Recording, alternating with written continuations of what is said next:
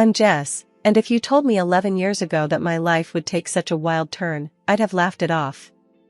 But here I am, stuck in a reality I never imagined. It all began innocently enough. I met Jack at a mutual friend's barbecue. He was charming, with a smile that could light up a room, and we hit it off right away. Fast forward through a whirlwind romance, and we were married, living what seemed like a dream. A year into our marriage, our son Max came into the world, making our little family feel complete.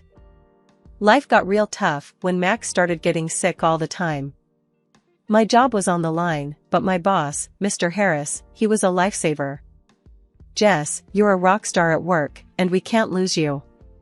How about you work from home? Keep an eye on the little guy and keep the ball rolling here, he suggested. And just like that, my living room turned into my new office. Juggling work calls, Max's needs, and household chores became my new norm. But that's where the fairy tale ended and real life began. As I became the superwoman handling it all, something in Jack changed. The man who used to help around the house, who used to play with Max for hours, began to change. It was like he resented me for being at home, even though it was for our son. He'd walk in from work, not even a hello before he'd slump on the couch, eyes glued to his phone. Jack, could you help Max with his homework? I'd ask after a long day of balancing spreadsheets and laundry. I'm beat, Jess. You handle it. You're home all day, aren't you? He'd reply, not even looking up. His words stung, but I bit my tongue. I didn't want to fight in front of Max, who was becoming more perceptive each day. But it wasn't just me. His attitude towards Max shifted too. Gone were the days of patient father-son chats. Now, it was all short, snappy comments. Max, quit being a baby. Man up. Jack would snap when Max struggled with something. I tried to talk to Jack about it, to understand what was eating at him. But every attempt just bounced off him like he was made of stone. Jack, we need to talk. This isn't working, I said one evening when Max was at a sleepover. Here we go again. Nag, nag, nag. You know, maybe if you weren't so busy playing the perfect housewife, you'd see I'm dealing with real stress at work, he retorted, his words laced with a bitterness that took me aback. But we're supposed to be a team, Jack.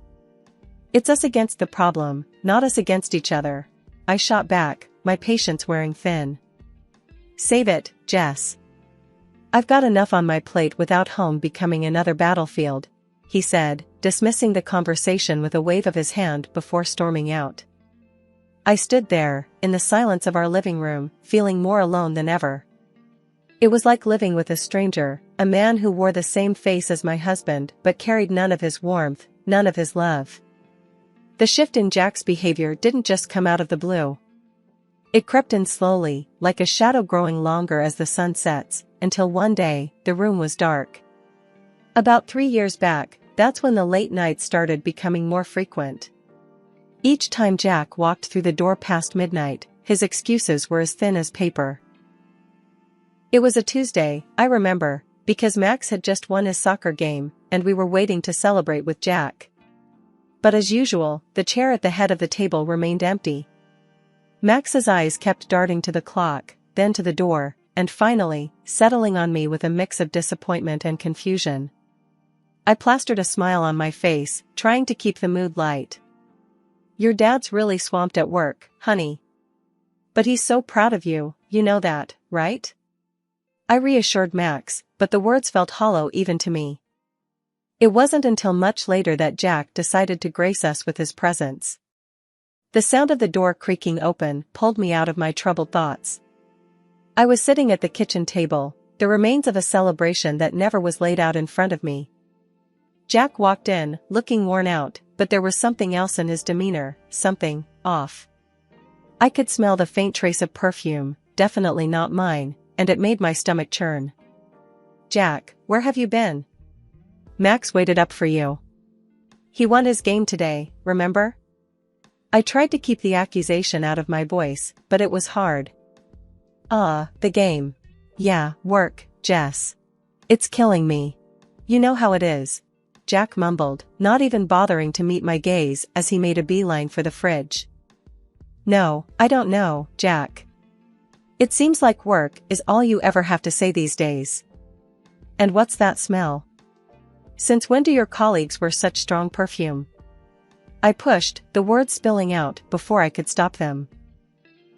Jack's head snapped up, his eyes narrowing. What are you implying, Jess? That I'm cheating on you? That's rich, coming from someone who's holed up here all day. The accusation stung, and I felt my face flush with anger. I'm here taking care of our son, our home, while you're out there doing God knows what. And it's not just the perfume, Jack. I found a strand of black hair on your jacket. Last time I checked, my hair was blonde. Jack let out a scoff, his ego inflating like a balloon. Oh, please, Jess. You're being paranoid. You think just because I come home smelling like someone else's perfume, I'm having an affair? Maybe you're just jealous. Maybe you still want me, huh? I was taken aback by his mockery. It wasn't like him. The Jack I knew would have reassured me, would have laughed it off and made me feel like a fool for even doubting. But this man, this stranger in my kitchen, he was egging me on, almost enjoying it. You think this is funny, Jack? Our marriage is hanging by a thread, and you're standing there making jokes? What happened to you? My voice broke, the frustration and hurt I'd been bottling up finally spilling over. Jack shrugged, his expression cold and detached. Maybe I've just had enough, Jess. Enough of this domestic bliss you keep trying to shove down my throat. I'm out there busting my ass every day, and I come home to this nagging and suspicion. You want to know where I've been? Out, where I don't have to deal with this crap. With those words, he grabbed a beer from the fridge and headed towards the living room, leaving me standing there, a mix of disbelief and anger coursing through me. As I heard the TV flick on, the familiar sound of laughter from some late-night show filling the house, I realized that the gap between us had grown too wide to bridge with mere words. The day started like any other, with Max's laughter filling the house as I juggled work and household chores. But a call from Mr. Harris changed everything. Jess, we need you in the office today. Big client coming in, and we can't do this without you, he said. I was torn. Max was down with one of his fevers again, and with Jack's unpredictable schedule, I couldn't just leave our son alone. I called Jack, hoping he'd understand the urgency. Jack, it's important. Mr. Harris needs me at the office. Can you come home early today? Max isn't feeling well. Jack's response was a cold splash of reality. Are you kidding me, Jess? You know I can't just leave work in the middle of the day. Handle it, like you always do. His words stung, but there was no time to argue. I called Helen, Jack's mom, and thank heavens, she agreed to help. Of course, dear. You go and take care of your work. Max will be fine with me. The meeting was intense, but we nailed it. Mr. Harris suggested celebrating at a nearby restaurant, and though my mind was at home with Max, I couldn't refuse. We settled into our seats, the clinking of glasses and the murmur of conversations around us. But as I scanned the room, my heart dropped. There, in a dimly lit corner, was Jack, his hand on another woman's, their heads close together in intimate conversation. I felt like I'd been punched in the gut. Mr. Harris noticed my pale face. Jess, are you all right? You look like you've seen a ghost. I shook my head, not trusting my voice. I need a moment, I managed to say, my legs shaky as I stood up. I headed to the restroom, my mind racing. This couldn't be happening. Not Jack. Not us. But the truth was right there, laughing and flirting over candlelight. I splashed water on my face, trying to calm the storm inside me. As I looked in the mirror, a fierce determination replaced the shock. I wouldn't let this slide. Not this time. Back at the table, I apologized to Mr. Harris and the clients. I'm sorry, I need to take care of something urgent. Please excuse me. I left the restaurant, my mind a whirlwind of hurt and anger. Jack didn't even notice me leave, so engrossed was he in his affair. I made it home, my hands trembling as I opened the door. Helen was there, her concerned eyes meeting mine.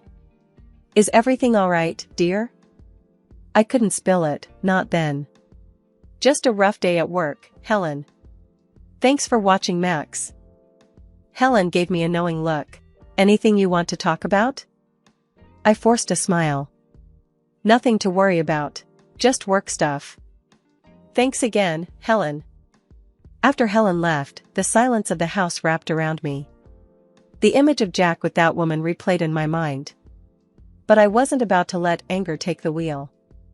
This fury was fuel. Jack had made his choice, and now it was my move. The game had shifted, and as the night crept in, a plan began to form. A plan to make sure Jack regretted betraying the family he took for granted. The next morning felt heavy, like I was carrying a weight around my heart. Jack had left early, his usual routine, acting like nothing was wrong. But everything had changed for me. As I watched Max play, his innocence a stark contrast to the mess of our lives, I knew I had to act. But how? I couldn't just confront Jack without proof, and my word against his wouldn't hold up. I remembered a conversation with a friend about a private detective they had used. It seemed like a drastic step, but desperate times called for desperate measures. I waited until Max was settled with his video games, then I made the call. "Hello, is this Mr. Reynolds?" I asked, my voice barely above a whisper. "Yes, this is he." "How can I help you, ma'am?" came the reply, professional and to the point. I took a deep breath. I need your services. I suspect my husband is involved with someone else. I need proof."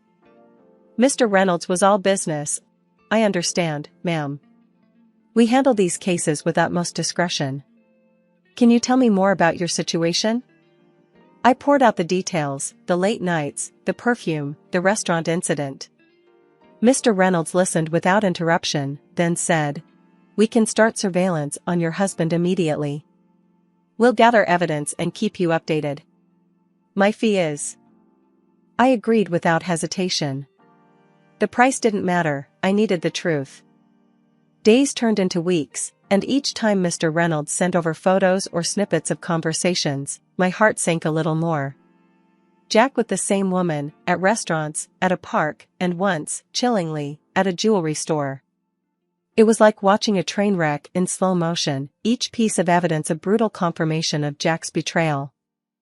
One evening, as I sat staring at the latest set of photos, Max came up to me. "Mom, why are you sad? Did something happen?" I quickly hid the photos and forced a smile. "It's nothing, honey. Just some work stuff. You know how it is." Max looked unconvinced. "If Dad is making you sad, I can tell him to stop. He should be nice to you." I hugged him, tears threatening to spill. "You're such a good boy, Max. But it's not your fight. Mom's got this under control, okay?" Max nodded, but his eyes still held worry. It broke my heart to see him like this, but it also steeled my resolve. Jack had to be held accountable, not just for me, but for Max's sake too. Max's 10th birthday should have been a day of joy and laughter, a celebration of a decade of life. The house was decorated, the cake was ready, and Max's eyes sparkled with excitement. But as the day unfolded, it became clear that it was going to be anything but typical. Jack, once the cornerstone of our little family, had been drifting away, his presence now just a shadow. This day was no different. "Jess, work slammed. I can't make it," he said over the phone, his voice as cold as the winter wind. I watched from the window as he drove off, leaving a cloud of dust and a heavy heart behind. Helen and George, Jack's folks, did their best to fill the void, their faces a mix of concern and disappointment. The party was in full swing, the sound of children's laughter a bittersweet melody. Then, out of nowhere, my phone shattered the calm. Jack's voice, panicked and loud, boomed through the speaker. "Our son's been hit. He's at the hospital now." The room froze, the festive air turning to ice. But there, right in front of me, was Max, safe and unharmed. "Jack, check your number." "Max is right here, safe and sound," I said, my voice steady, betraying none of the turmoil inside. There was a pause, a moment of silence that felt like an eternity. Then, a quiet, "Sorry, wrong number," before the line went dead. The room was thick with confusion and unspoken questions. I gently nudged Max towards his room, his new video game in hand. "Go on, sweetie." "I'll be right there," I said, mustering a smile that felt more like a grimace. Once Max was out of sight, I turned to face Helen and George. Their faces were a mix of shock and worry, a silent demand for an explanation hanging in the air. "Helen, George, there's something you need to know," I began, my heart heavy. "Jack hasn't just been buried in work. He's involved with someone else. They have a child together, a little boy." The words hung in the air, heavy and suffocating. Helen's eyes welled with tears, and George's jaw clenched, his anger barely contained. "Jess, are you certain?" Helen's voice was a whisper, her world crumbling. I nodded, the truth a bitter pill. "I've seen them, heard their conversations. It's undeniable." The room was silent, the weight of betrayal pressing down on us. "We're with you, Jess. Our son, doing this, it's unforgivable," Helen said, her voice quivering but strong. George stood up, his posture rigid with resolve. "Jack will have to face us, to explain this madness. He owes you, answers." The rest of the day was a haze. The candles were blown out, the cake was cut, but the joy was overshadowed by the storm that loomed on the horizon. As the sun set, casting long shadows across the room, I realized that this was no longer just my battle. That evening, the house was quiet, too quiet. It was the calm before the storm. I sat in the living room, Helen and George by my side, the air heavy with anticipation. We were waiting for Jack, the man who had shattered our lives with his deceit. The door creaked open, and there he was, sneaking in like a thief, unaware of the confrontation that awaited him. He tiptoed towards the stairs, but before he could take another step, I flicked on the light. "Evening, Jack. How's your son? The one who got hit by a car?" I asked, my voice calm but laced with a venom that made him freeze in his tracks. Helen and George sat there, silent sentinels, their eyes fixed on Jack, waiting for his response. Jack's face went pale, his facade crumbling. That was a bad joke, Jess. I didn't mean it." I couldn't help but let out a bitter laugh. "A joke? Is that what you call it?" Without another word, I threw the photos and documents on the table in front of him. Each picture, each piece of paper, a testament to his betrayal. "This is no joke, Jack. This is your other life, laid bare for all to see." Jack's eyes darted from the photos to his parents, the magnitude of his actions finally sinking in. I can explain," he stammered, but his words fell flat. "You're done talking, Jack. These pictures, these documents, they speak louder than any lie you could come up with," I said, my resolve steel. Helen let out a sob, her hands covering her face. George's expression was stone, his disappointment a tangible force in the room. "To think our son would stoop this low," he muttered. Jack turned to his parents, desperation in his eyes. "Mom, Dad, I..." But George cut him off, his voice firm and final. "You've made your bed, Jack. Now you lie in it. I'm cutting you off.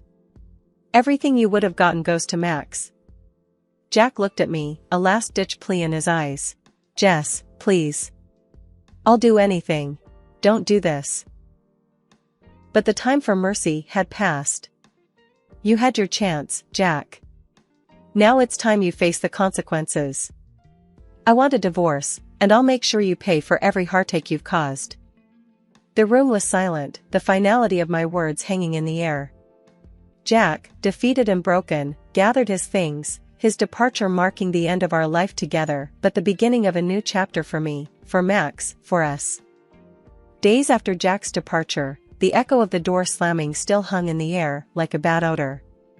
I thought I'd seen the last of the drama, but I was dead wrong. The doorbell rang, a sharp, intrusive sound that felt like an invasion. Standing there, with a smirk that could sour milk, was Jack's mistress, her confidence as misplaced as her morals. Well, if it isn't the jilted wife. Time to pack up, darling. Jack's with me now, and so's everything that was yours. This pretty little house? I'm thinking curtains, maybe some new furniture. Her words were like nails on a chalkboard. I couldn't help but laugh, the sound bitter. You're dreaming if you think you can claim my house. This place?